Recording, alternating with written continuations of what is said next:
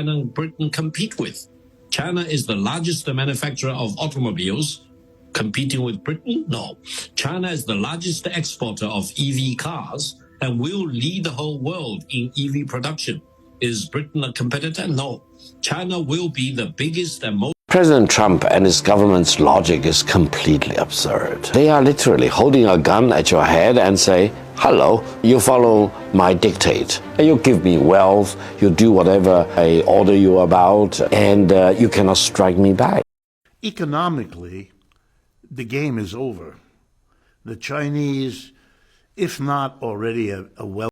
Is that China and Pakistan are all-weather ironclad allies. No one should second-guess this alliance between... Allow me to be very brief. J.D. Vance and I went to the same law school, Yale Law School. I was 20 years ahead of him, and I'm ashamed for the ignorance and the bigotry he demonstrated. Because he called China the peasants financed them, the peasants sold them goods. Let me just make one simple point.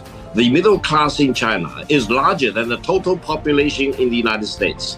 The urban population in China is about 3 times as big as the total population of the United States. So, my advice to my alumni at Yale Law School, J.D. Vance, is wake up, or you go back to school to study more diligently. China will lose the US market, which, as I've said, is 15%. We don't care. We don't care. China has been here for 5,000 years. Most of the time, there was no United States, and we survived. And if the United States wants to bully China, we will deal with the situation without the United States. And we expect to survive for another 5,000 years. When you hear Donald Trump say China wants a deal... See it everywhere. But militarily, there's none of that.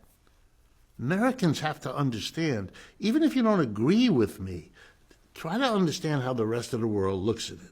The United States maintains 750 military bases around the world. China doesn't.